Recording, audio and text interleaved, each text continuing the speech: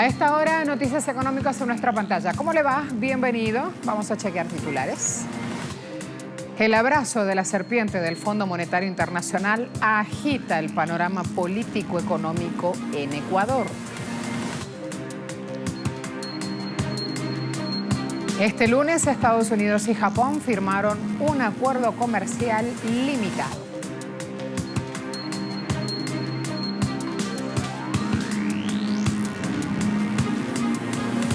Este es el análisis hoy en nuestro expediente económico, la jornada laboral en Chile.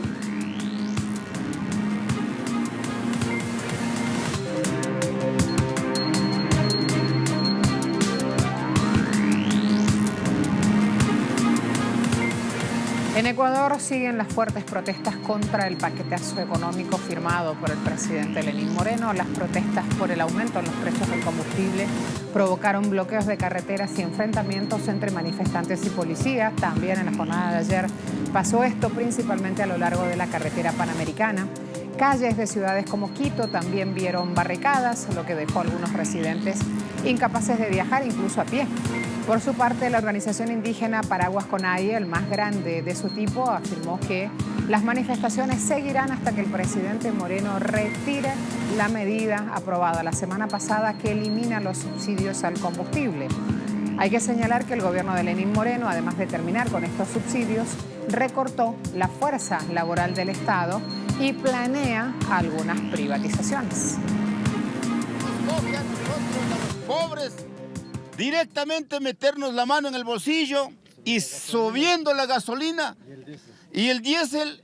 Ustedes saben que nosotros somos pobres, la gente personal que trabajamos aquí, cultivamos todos los días, necesitamos trabajar y nos duele.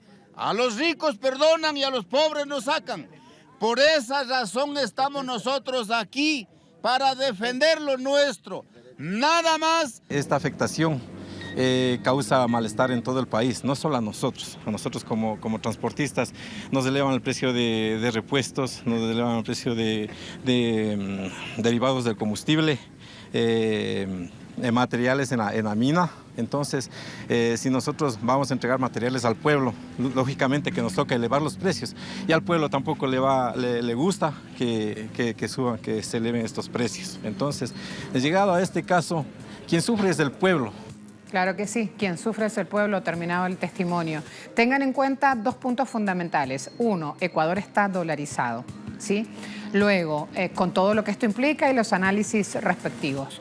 Luego, Ecuador tiene un programa con el Fondo Monetario Internacional que representan hoy justamente el talón de Aquiles. ¿Y por qué las protestas? Porque una de las normas que vienen firmadas por el Fondo Monetario Internacional era este retiro justamente de subsidios. El presidente Moreno insiste denunciando un intento de golpe de Estado contra su gobierno. Hace una semana, el mandatario, cuando presentó estas medidas económicas calificadas por la población como el paquetazo, ya ni siquiera se vislumbraba una respuesta popular como la que hoy tiene. Evidentemente la situación es completamente distinta. Este paquetazo pega en las zonas más vulnerables justamente de la economía y de la sociedad de Ecuador. El recorte de los derechos de los trabajadores es algo que múltiples organizaciones sociales están denunciando. El gobierno del presidente Moreno acusa a Rafael Correa, a Nicolás Maduro, asegurando que ambos son responsables de estas manifestaciones, pero con su discurso lo que hace es justamente tapar el trasfondo político que dejan estos anuncios económicos de la semana pasada.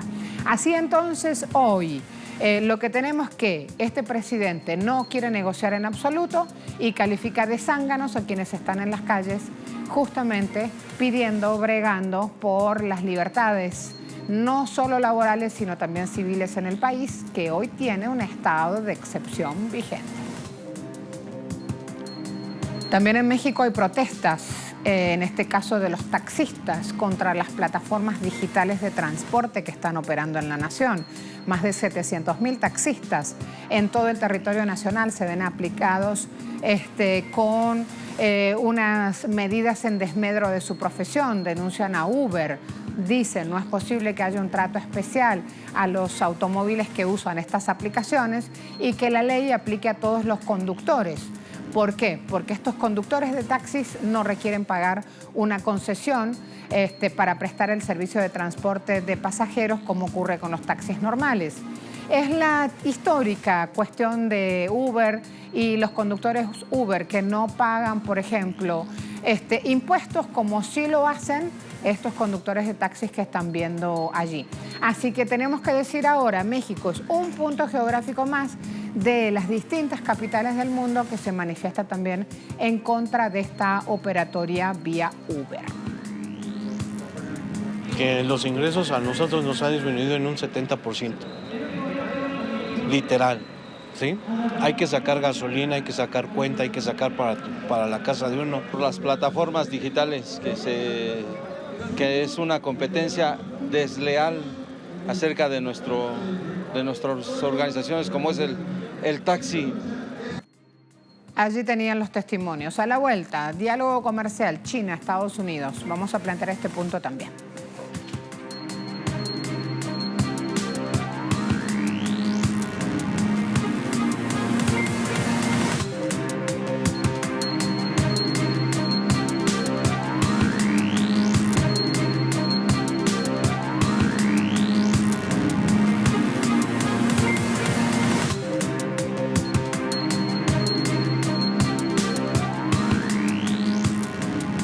Se lo conté antes de la pausa. Estados Unidos y Japón firmaron un acuerdo comercial limitado el lunes, un acuerdo que recuperaría beneficios que los agricultores estadounidenses perdieron cuando el presidente Donald Trump se retiró de un pacto más amplio de Asia y el Pacífico en la primera semana en la cual estaba ejerciendo el cargo. Los agricultores estadounidenses ahora han estado operando en desventaja en Japón desde que Trump asumió esta decisión, desde que salió del acuerdo firmado con la Asociación Transpacífico, negociado por la administración Obama.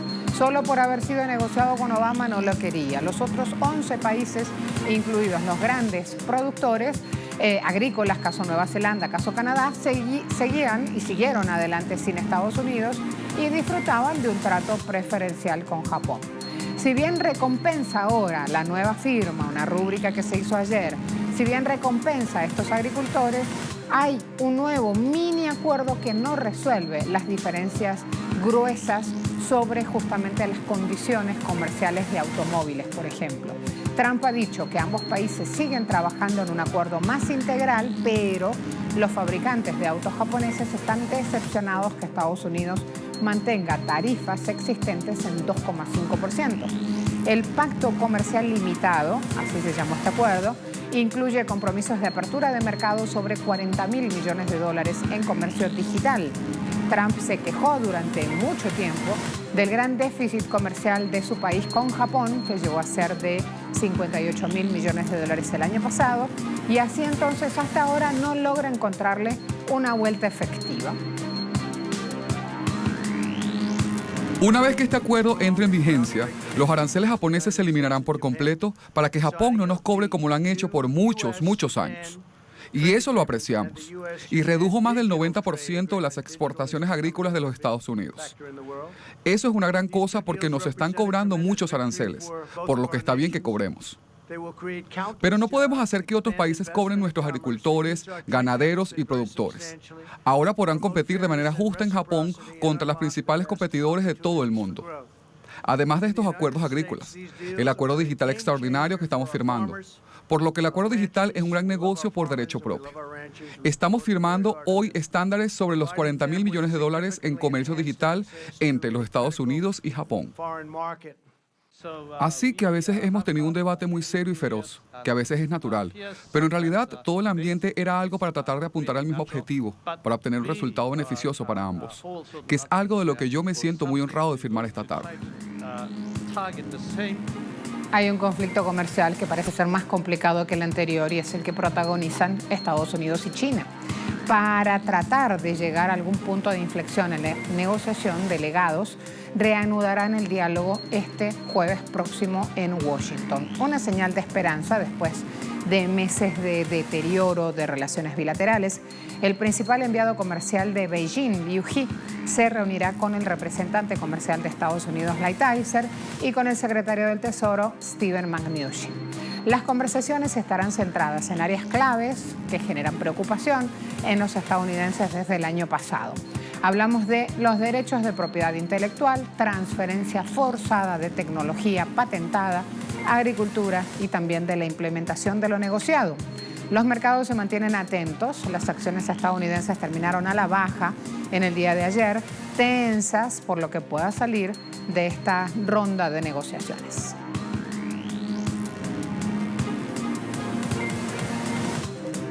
Mientras todo eso ocurre, Huawei está trabajando para levantar un ecosistema tecnológico uniforme, mientras se expande infraestructura 5G en todo el mundo. Esto lo dicen en una campaña oficial que se hace en Dubái. Desde la corporación señalan que la tecnología de quinta generación está transformando las industrias globales y ayudando a impulsar crecimiento económico. 5G de Huawei ya se usa en Emiratos Árabes Unidos y en Bahrein, por lo que ahora buscan servir a otros países de la región y del mundo. Imagínense entrar de lleno en el continente asiático. Dubái asegura que los operadores globales tienen una rica experiencia en el funcionamiento de la red y Huawei la ha estado apoyando durante muchos años, un servicio de 3.000 millones de personas, por lo que las situaciones políticas inciertas y las fricciones comerciales jugarán un papel negativo en la innovación de nuevas tecnologías. La nube 5G Plus Edge son las tecnologías transformadoras. Representan la esperanza de que personas como nosotros vivamos mejor, la esperanza de que las empresas tengan una mejor economía empresarial y también la esperanza de que los países para la economía. Entonces creo que lo que se verá será expansión en algunas industrias y verá más productividad. Podemos hablar sobre ciudades inteligentes, ciudades seguras, que representen mucho capital y mucho crecimiento del Producto Interno Bruto. Así que todos son muy importantes. Estamos trabajando mucho para obtener el ecosistema inclusivo para servicios y aplicaciones. Tenemos muchos socios, porque eso es lo que se necesita para tener éxito en Oriente Medio. Otro tema, el primer ministro saliente de Portugal, António Costa, vencedor en las legislativas del domingo, podrá formar nuevo gobierno minoritario, aunque aún tiene que encontrar la fórmula que garantice estabilidad en un contexto de incertidumbre económica. El futuro gobierno portugués se va a enfrentar a problemas que han quedado sin resolver o se resolvieron a medias. Quizás el más importante de todos sea la sustitución de Mário Centeno, el Ronaldo de las finanzas, así le dicen, como le bautizó el exministro alemán Wolfgang Schäuble, que llevó al país con un crecimiento del 1,5% y un déficit del 4,4% en 2015 y lo dejó en 2,6% de PIB y el 1,4% de déficit para lograr pasmosidad en Bruselas. El próximo gobierno tendrá que afrontar también el enfado de la opinión pública con los servicios sanitarios y los transportes públicos y la irritación de los profesionales de la sanidad y de la educación que están en pie de lucha. Los residentes de Lisboa dicen lo siguiente.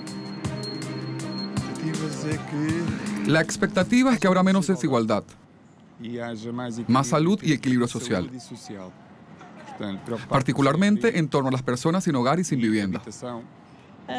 Por un lado, creo que sería genial si hubiera una unión más coherente entre las partes.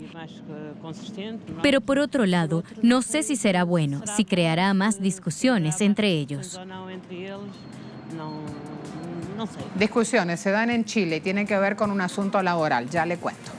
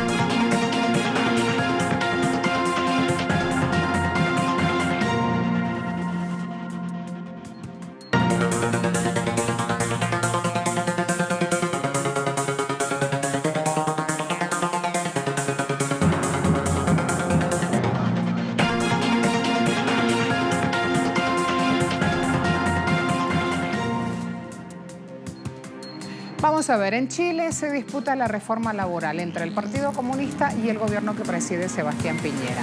Preguntamos, ¿bajarán las horas de trabajo? Lo revisamos. Chile, trabajar 5 horas menos a la semana y asegurar el mismo sueldo parece un sueño para algunos trabajadores y una pesadilla para los empresarios. El gobierno que preside Sebastián Piñera y el Partido Comunista se dirimen la reforma laboral en el país del Cono Sur, cada uno con su propio proyecto y teorías para mejorar la productividad de la clase trabajadora y también su calidad de vida. El punto central de ambas propuestas radica en modificar la distribución y cantidad de horas que los asalariados disponen en su actividad. Y allí se generan los principales contrapuntos entre oficialistas y opositores. La pregunta entonces, ¿trabajarán menos horas o no los chilenos?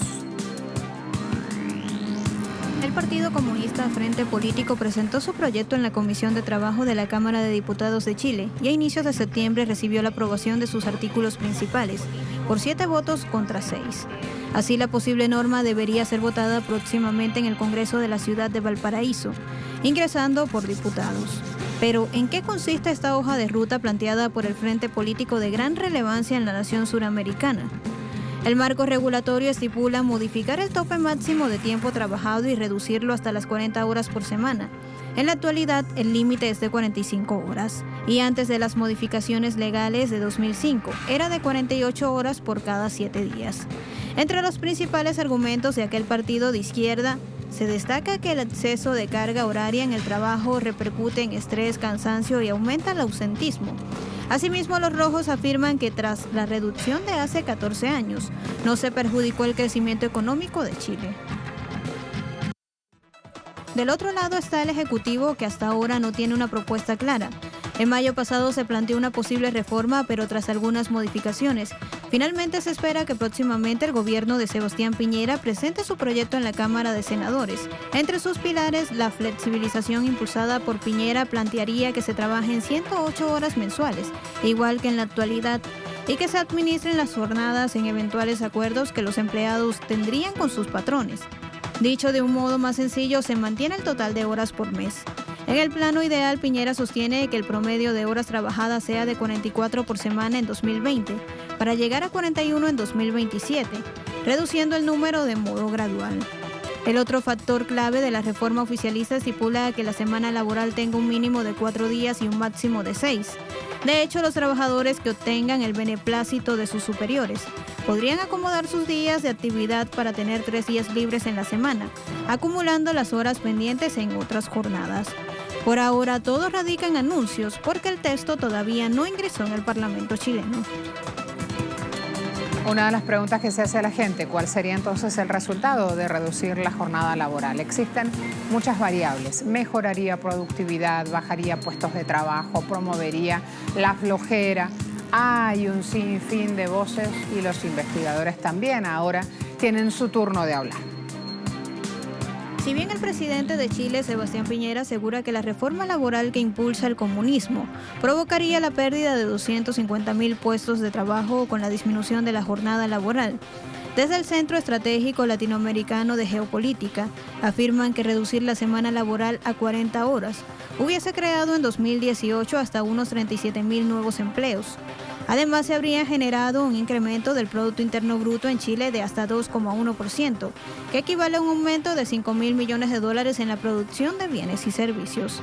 Esto se explica porque reducir las jornadas haría que la hora de trabajo sea más cara, es decir, se produciría un aumento salarial. Es un ingreso per cápita extra de $282, dicen, para cada chilena y chileno. Subrayan los expertos, si se gana mejor, se consume más. Asimismo, aquella organización destaca que en los últimos años, mientras decrecía la cantidad de horas laborales, aumentaba la productividad de Chile.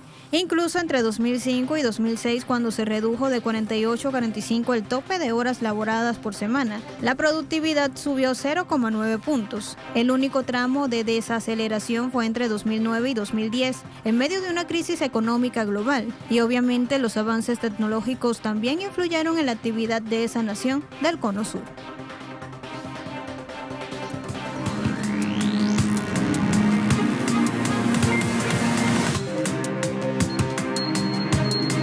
Vamos Vamos a ver cotizaciones allí en pantalla. 57.70 el Brent, está a la baja, sigo con el WTI, 52.03 también a la baja. Luego el precio de ese stop PEP, 59,65 a la baja. Los tres valores se los mostramos en moneda dólar y por barril. A todos, muchas gracias.